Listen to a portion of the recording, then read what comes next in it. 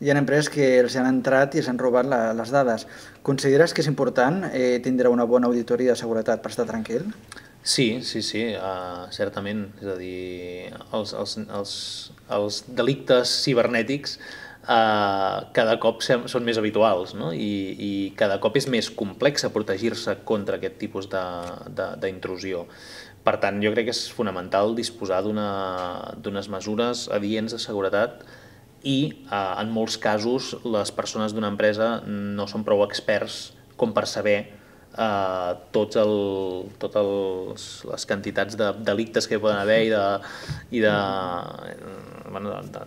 sistemes de seguretat, no? Per tant, crec que és bo en alguns casos dotar-se d'elements externs o de gent externa que et pugui orientar en aquest tema.